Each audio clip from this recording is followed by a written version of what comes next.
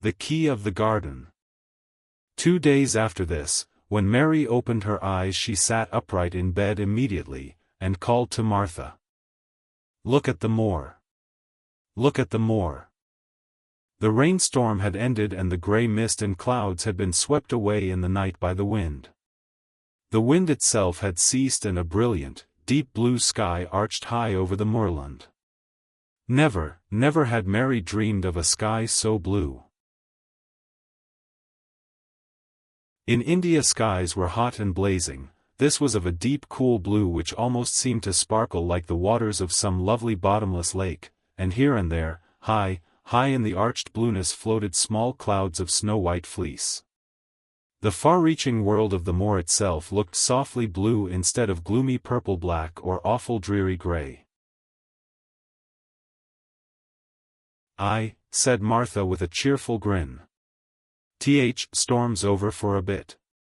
It does like this at this time year. It goes off in a night like it was pretendin' it had never been here and never meant to come again. That's because springtime's on its way. It's a long way off yet, but it's comin'.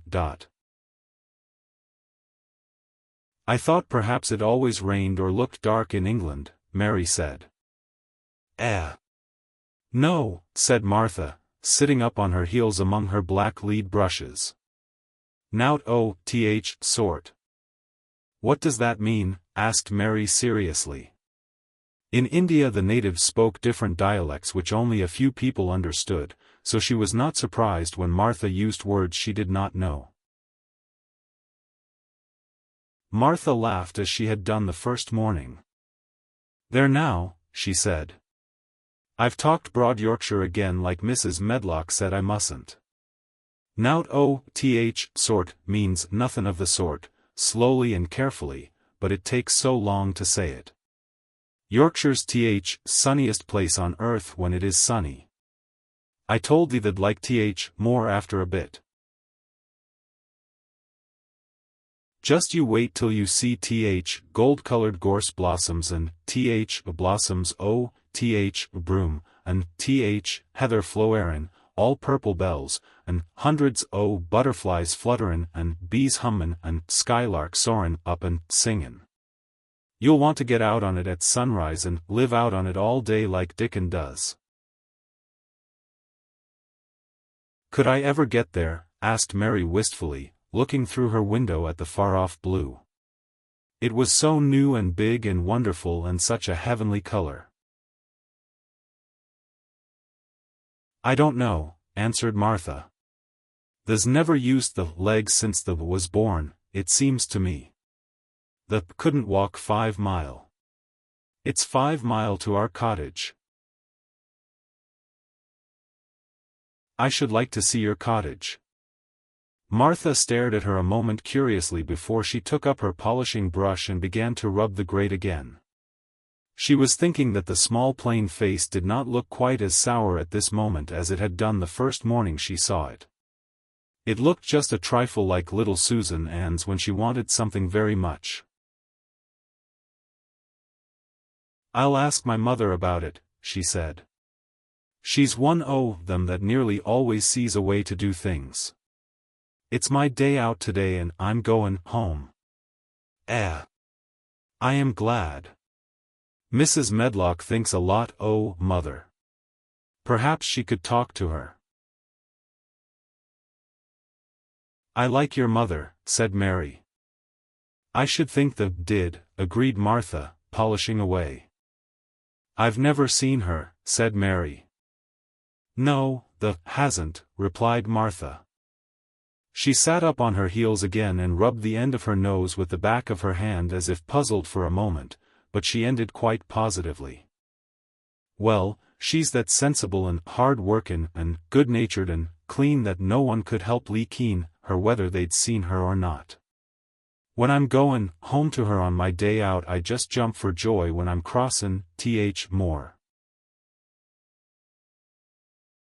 I like Dickon, added Mary. And I've never seen him. Well, said Martha stoutly, I've told thee that very birds likes him and rabbits and wild sheep and ponies, and foxes themselves. I wonder, staring at her reflectively, what Dickon would think of thee. He wouldn't like me, said Mary in her stiff, cold little way. No one does. Martha looked reflective again. How does thou like thyself? She inquired, really quite as if she were curious to know. Mary hesitated a moment and thought it over. Not at all really, she answered. But I never thought of that before. Martha grinned a little as if at some homely recollection. Mother said that to me once, she said. She was at her washtub and I was in a bad temper and talkin' ill of folk, and she turns round on me and says, the young vixen, there that stands sayin' the doesn't like this one and the doesn't like that one. How does the like thysel? It made me laugh and it brought me to my senses in a minute. She went away in high spirits as soon as she had given Mary her breakfast. She was going to walk 5 miles across the moor to the cottage, and she was going to help her mother with the washing and do the week's baking and enjoy herself thoroughly. Mary felt lonelier than ever when she knew she was no longer in the house. She went out into the garden as quickly as possible, and the first thing she did was to run round and round the fountain flower garden 10 times. She counted the times carefully and when she had finished she felt in better spirits. The sunshine made the whole place look different. The high, deep, blue sky arched over Misselthwaite as well as over the moor, and she kept lifting her face and looking up into it, trying to imagine what it would be like to lie down on one of the little snow-white clouds and float about. She went into the first kitchen garden and found Ben Weatherstaff working there with 2 other gardeners. The change in the weather seemed to have done him good. He spoke to her of his own accord. "Springtime's comin'," he said. "Cannot thee smell it?" Mary sniffed and thought she could. "I smell something nice and fresh and damp," she said. "That's good rich earth," he answered, digging away. "It's in a good humor makin' ready to grow things. It's glad when plantin' time comes. It's dull in winter when it's got nowt to do. In flower gardens out there things will be stirrin' down below in dark. Sun's warm in You'll see bits o' green spikes stickin' out o' black earth after a bit." "What will they be?" asked Mary. "Crocuses and snowdrops and daffodils. Has thee never seen them?" "No. Everything is hot, and wet, and green after the rains in India," said Mary. "And I think things grow up in a night." "These won't grow up in a night," said Weatherstaff. "They'll have to wait for They'll poke up a bit higher here, and push out a spike more there, and uncurl a leaf this day and another that. You watch, I am going to," answered Mary.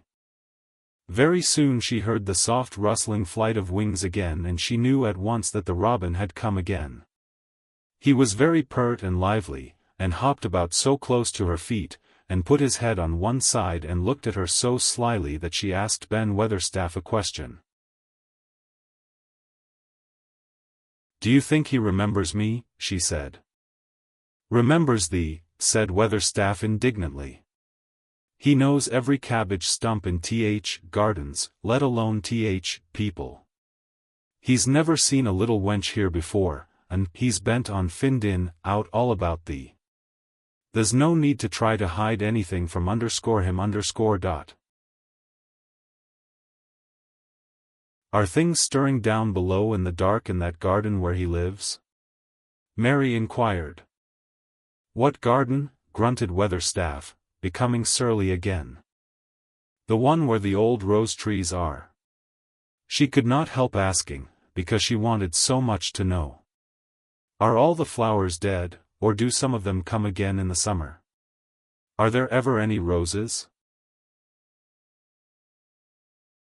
Ask him, said Ben Weatherstaff, hunching his shoulders toward the robin. He's the only one as knows. No one else has seen inside it for 10 years. 10 years was a long time, Mary thought.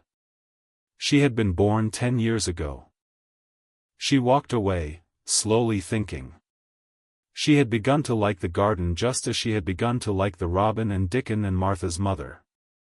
She was beginning to like Martha, too. That seemed a good many people to like when you were not used to liking. She thought of the robin as one of the people. She went to her walk outside the long, ivy-covered wall over which she could see the treetops, and the second time she walked up and down the most interesting and exciting thing happened to her, and it was all through Ben Weatherstaff's robin. She heard a chirp and a twitter, and when she looked at the bare flower bed at her left side there he was hopping about and pretending to peck things out of the earth to persuade her that he had not followed her. But she knew he had followed her and the surprise so filled her with delight that she almost trembled a little. "You do remember me," she cried out. "You do. You are prettier than anything else in the world." She chirped, and talked, and coaxed and he hopped, and flirted his tail and twittered. It was as if he were talking. His red waistcoat was like satin and he puffed his tiny breast out and was so fine and so grand and so pretty that it was really as if he were showing her how important and like a human person a robin could be. Mistress Mary forgot that she had ever been contrary in her life when he allowed her to draw closer and closer to him, and bend down and talk and try to make something like robin sounds. Oh! To think that he should actually let her come as near to him as that. He knew nothing in the world would make her put out her hand toward him or startle him in the least tiniest way. He knew it because he was a real person, only nicer than any other person in the world. She was so happy that she scarcely dared to breathe. The flower bed was not quite bare. It was bare of flowers because the perennial plants had been cut down for their winter rest, but there were tall shrubs and low ones which grew together at the back of the bed, and as the robin hopped about under them she saw him hop over a small pile of freshly turned up earth. He stopped on it to look for a worm.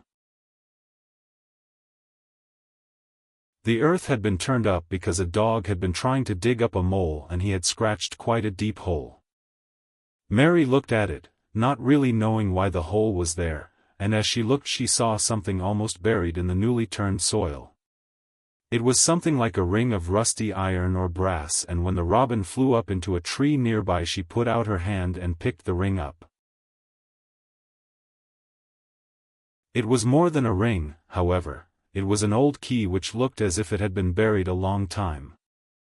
Mistress Mary stood up and looked at it with an almost frightened face as it hung from her finger. "Perhaps it has been buried for 10 years, she said in a whisper. "Perhaps it is the key to the garden."